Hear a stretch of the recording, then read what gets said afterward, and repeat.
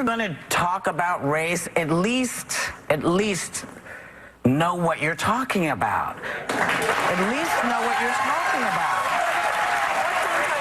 Well, tell me how much you know about being black. Well, this isn't about being black. Well, Democratic segregationists were all liberal Democrats. It is a lie that they were conservative Democrats. Everybody was a segregationist, darling.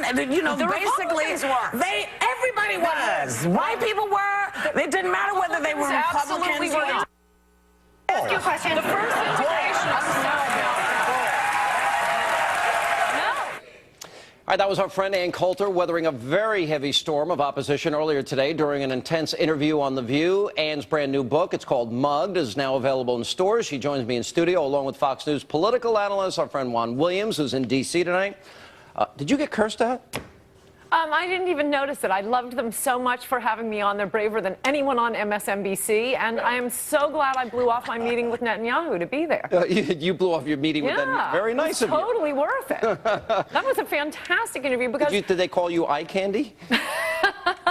No, they did not, but they were very nice to me. And Barbara Walters' question at the end was, you seem to write books that are against what everyone thinks. And the interview was actually really great because they believe all the myths which my book sets straight. I do massive amounts of research because lots of people believe lots of false things. One of the things, Juan, that she does bring up that's absolutely true, that when you look at the civil rights movement, and you've written about this as well, and you look at, okay, where was Al Gore's father? You know, who did Lyndon Johnson count on to get the Civil Rights and Voting Rights Act passed?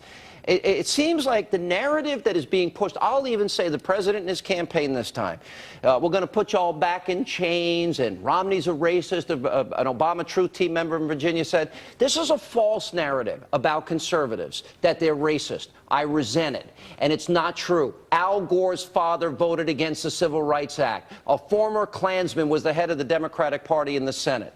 So this is a false narrative. You agree?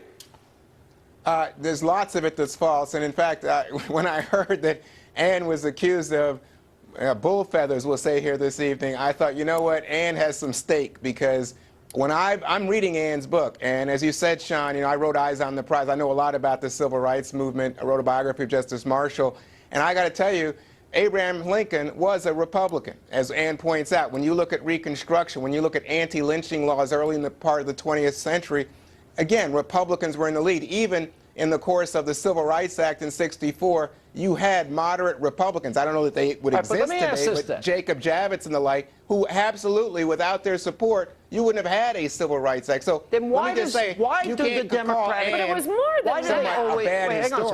80% of Republicans voted for the '64 Civil Rights Act, the first Civil Rights Act ever pushed by a Democrat. Only 60% of Democrats did. I mean, even then. Yeah, but they were the majority, and they were the majority, and right? So it means a bigger number of Democrats. The Democrats who voted against the '64 Civil Rights Act, we act like that's the only one. That was the only one ever pushed by a Democrat, or the first one. No. The Democrats who voted against it voted against all Civil Rights Act. The Republicans who voted against it, like Barry Goldwater, they voted for all prior Civil Rights Acts. I want to get this question. Desegregated department stores. It was a constitutional objection, which, by the way, Republicans, please note, purist libertarianism never helps. Why do the Democrats always play the race card? If you like Republicans, black churches are going to burn. Democratic Party ad, 1998. The James Byrd ad in 2000. Joe Biden. About their history. Well, what is it about this race card gets played every time, Juan, and it's being played right now by the Obama campaign? Well, I disagree with you that it's being played by the Obama campaign. Going to put you all back in chains is not playing the race card? Let me tell you something. Let me just say, Ann is on the right track. And when you mentioned, Sean, the James Byrd ad, despicable and an attempt to absolutely force black voters away from George W. Bush because he had done so well with black and Hispanic voters in Texas. The reason that I disagree with you about this Obama thing is I think that, you know, when I hear about welfare president, food stamp president. He's the food stamp president. That's so ridiculous. When he took office, 32 million Americans on food stamps, now 49 million.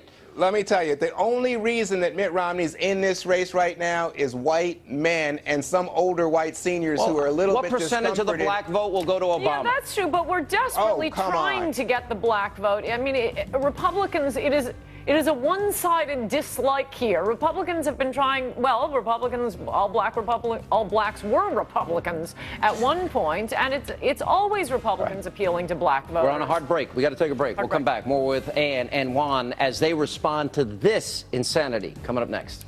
Everybody in Cleveland, low minority, got Obama phone. Keep Obama in president, you know?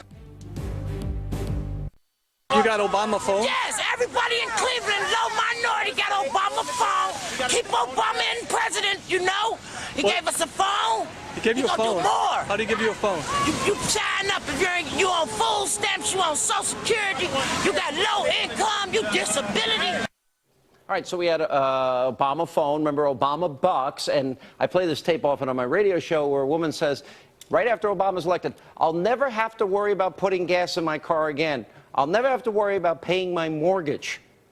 This is Obama mania. Apparently it still exists. Where does this mentality come from? Remember the guy that was going, oh, Mr. President, they go, Remember that guy? I mean, what is this? I missed that one, but I mean, this just proves the point that liberal policies hurt black people, and Democrats don't care as long as the blacks keep voting for Democrats. They keep telling black people Republicans hate you, and then they make fun of us for having no blacks voting for us. And, you know, the unemployment rate is through the roof, especially for black people under Obama. It was only because of the paradise we had after the O.J. verdict, when white guilt just went away for a while, that finally Republicans got to put through welfare policies and law and order policies that they had been mowed out of doing for decades, because those were called racist too.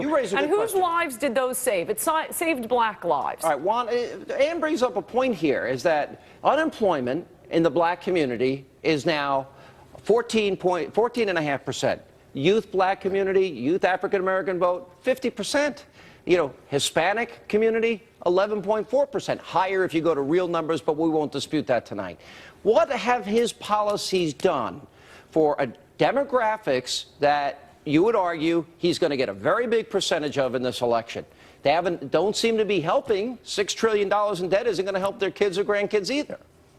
Well, I think that obviously you have in the black community oftentimes twice the unemployment rate that you have in the white community, and we still have that, Sean. I thought he was going to fix it. We've been through a terror. You can't fix that. I mean, gosh, you're going to have to talk about education. You're going to have to talk about the facts of family breakdown, high dropout rates. You know, this is where Ann is on target. You can't blame white people for some of the dysfunction that we see, and you wish people would talk honestly about it and stop just putting people in the box as Republicans and Democrats. There's a systemic, larger issue here. But I just wanted to say to you, you know, you keep saying, oh, why, you know, this woman you just put on TV, you know, that's a display of ignorance. It could be white, black, is Asian, Hispanic, anybody. Well, the guy that I was talking about earlier was going, that's just insulting. He I mean, was white. You know, come on. Yeah, well, the fact is, but it's a mindset that some people have, not everybody. This transcends racial politics, but people, there is an entitlement mindset that has taken hold, and Obama is going to promise free health care. He's going to. What? No, come on. Look. Absolutely. Look, the president is the president of all Americans. And, you know, you say, why hasn't he done more in the black community? I think if he had done more, a lot of the Democrats fear he would be labeled just the black president. He has been working to get us all out of this economic recession. Policies that hurt poor people and illegal immigration, that hurts blacks the most. A lot of these end up hurting black people the most, and Democrats don't care as long as they get the black vote. Guys, we got to go. Congratulations on your new book. You guys agreed more than I thought. I thought we'd have more. Juan loves my book. I think he does. He's endorsing it right now. There you go. And